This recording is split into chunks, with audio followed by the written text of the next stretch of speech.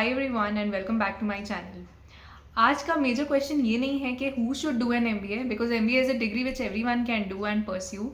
But आजकल का major question है who should not do an MBA to avoid making mistakes related to spending a lot of effort, time and money and 2 years into something which you are going to regret it later on. तो start करते हैं हमारा आज का topic के who should not do an MBA. सबसे पहले मैं ये बोलूँगी, जिनको नंबर्स बिल्कुल पसंद नहीं है, जिनको मैथ्स में बिल्कुल इंटरेस्ट नहीं है, वो एमबीए करने से थोड़ा बचे तो बेटर रहेगा। Because MBA, even though there are subjects which are theoretical like HR and marketing, but overall basis पे इवन HR मार्केटिंग में कहीं ना कहीं आपको नंबर्स क्रंच या डेटा एनालिसिस या स्ट्रैटेजी बनाने के लिए कुछ तो नंबर्स का यूज होता ही है definitely. If you are not interested, I would suggest आप थोड़ा एमबीए मत ही करिए, उसके अलावा कोई ऑप्शंस ढूंढिए।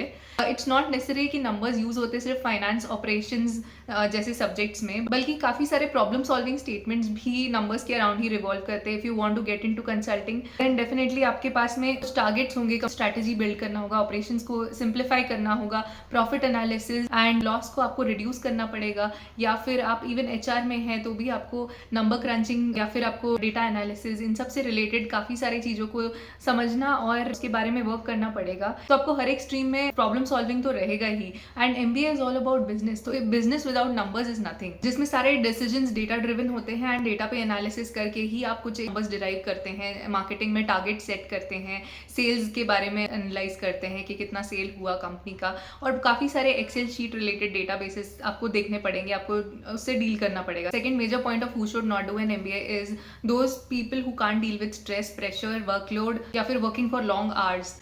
क्योंकि एमबीए के रिलेटेड स्ट्रीम्स में बहुत सारा वर्कलोड रहेगा एंड आपको लॉन्ग आवर्स काम करना ही पड़ेगा। There is no such excuse कि आप बोल सकते हैं कि नहीं मैं आज के दिन नहीं काम करूंगा या ये काम को कल कर लूंगा। There are daily deadlines, targets which you have to achieve and which you have to submit, and client के भी कुछ रिक्वायरमेंट्स होते हैं कि इस पर्टिकुलर डेडलाइन तक ही आपका ये प्रोजेक्ट रहेगा, तो आपको उसी टाइम के ड्यूरेशन के अंदर ही वो प्रोजेक्ट को कंप्लीट करना होता है। तो आपको in a week around 70 to 90 hours definitely देने ही पड़ते हैं। 70 to 90 आवर्स अ वीक मतलब कि दिन के आपके 15 आवर्स आराम से हो जाते हैं। एमबीए करिकुलम ही ऐसा बनाया गया है जो कि आपको इस लाइफ के कस्टम बना देता है, क्योंकि एमबीए में भी काफ़ी सारे presentations, group projects, internships, networking, काफ़ी सारी चीज़ें होती हैं एंड काफ़ी सारे इवेंट्स, एक्टिविटीज़ होते हैं which you have to participate in to it. And ये सब चीज़ें आप तभी कर पाएंगे तो अपने वर्किंग आवर्स हैं उसको थोड़ा स्ट्रेच कर पाए, आपके पास में इतना स्टेमिना है कि आप उतना स्ट्रेच करके आप अपना टाइम को अलग अलग जगहों पे इक्वली बैलेंस करके डिस्ट्रीब्यूट कर पाए। Third thing is not going by the भेड़ चाल, जैसे कि लोग बोलते हैं कि हमारे पड़ोसी ने एमबीए कर लिया। If you see your friends and family member group, अगर आपके पास में आपके आजू बाजू काफी सारे लोगों ने एमबीए किया है एंड आगे काफी अच्छा पैकेज कमा रहे हैं, तो आपको भी एक प्रेशराइज्ड फील होता है, या फिर आपके घर वाले, आपके फ्रेंड्स, सब लोग बोलेंगे, आपको प्रेशराइज करेंगे कि नहीं आपको भी एमबीए करना चाहिए, इससे काफी देखो उसकी सैलरी इतनी अच्छी है, या वो इतना कमा रहे हैं, या उनकी लाइफ कितनी अच्छी है, वो इतना ट्रैवल करते, इतना घूमते फिरते हैं। तो आपको ये समझना है कि एमबीए के अपने प्रोज एंड कॉन्स खुद के होते हैं। आपको टाइम नहीं मिल पाएगा, आपको वर्क लाइफ बैलेंस इतना नहीं अच्छे से हैंडल करते आ पाएगा, प्लस आपको प्रेशर, स्ट्रेस काफ़ी ज़्यादा रहेगा।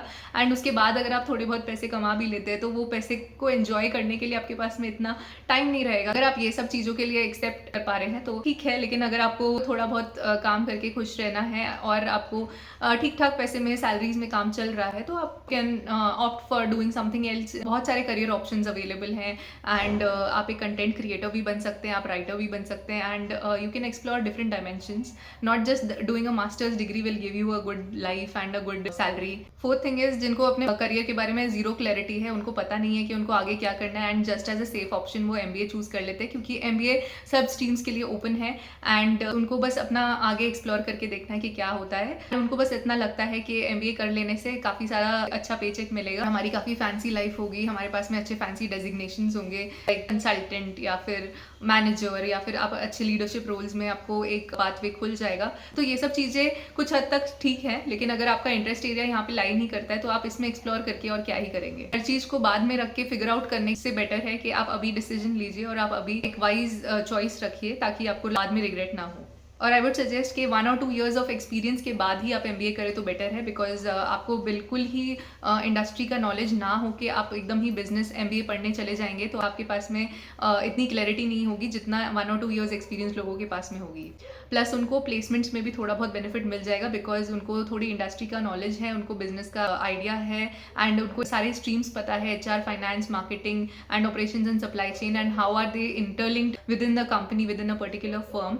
इसका आइडिया उनको रहता है। प्लेसमेंट्स में भी आपको 2 इयर्स के ऊपर वालों को ज्यादा बेनिफिट होता है। तो ideal number of years of experience a person should have before pursuing MBA is 2 years and above and below 5 years, क्योंकि 5 इयर्स के ऊपर वाले लोगों को कुछ ज्यादा ही एक्सपीरियंस होता है एंड वो they are not that much flexible to adapt to the industries.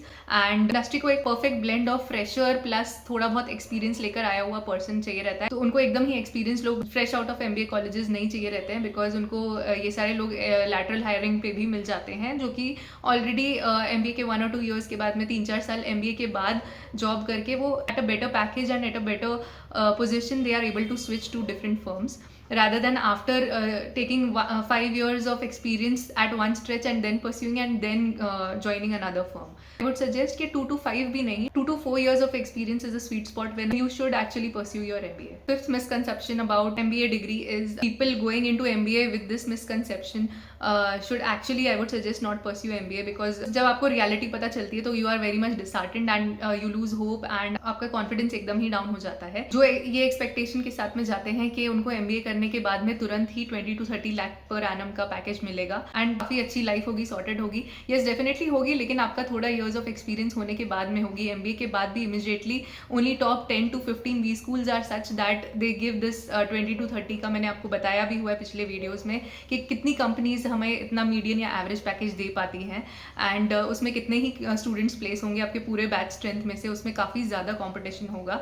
So make a wise choice, because आप उन टॉप 10 to 15 बी स्कूल्स में अगर हैं तब भी आपका सिलेक्शन उन कंपनीज में 20 to 30 का पैकेज देती हैं, उनका उसका प्रोबेबिलिटी थोड़ा कम ही होगा क्योंकि competition is quite high. Here I want to disclose a very important fact that 50% of MBA students after their post-graduation earn below rupees 10 lakh per annum despite investing 15 to 25 lakhs in their MBA degree. तो जब भी आप जाएं कि थोड़ा सा खुद को reality check देकर जाएं एक MBA pursue करने के लिए। So with this I want to say कि for those who have heard that MBA is a golden ticket to high salaries, fancy degrees and fancy designations, to success and to leadership roles, this is true to quite an extent, but it's not entirely true. Just give yourself a reality check before going for pursuing MBA degree, because any stream or any particular post graduation degree would offer you this, but with certain hard work you will have to achieve all these things. It's not a magic wand. आप इतना investment भी कर रहे हैं तो consider that also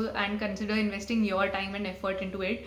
So if you saw yourself in the categories which I have mentioned that who should not pursue an MBA, just pause and rethink about your decision. It's never too late, and don't burn lakhs of rupees just for getting something which you might regret later on. Please be wise in making this choice, and please do comment and share your experiences if you have already done your MBA, and for those who are pursuing your MBA, please do share in the comment section कि आप क्या factors में अपने आप को consider करते हैं, आप MBA in the first place क्यों करना चाहते हैं। तो आप अपना एक comment में वो post करेंगे तो हर एक को, बाकी के लोगों को भी आपके particular comment से clarity मिलेगा कि वो MBA क्यों करना चाहते हैं। Thank you so much for watching. Stay tuned with me for more such videos to come.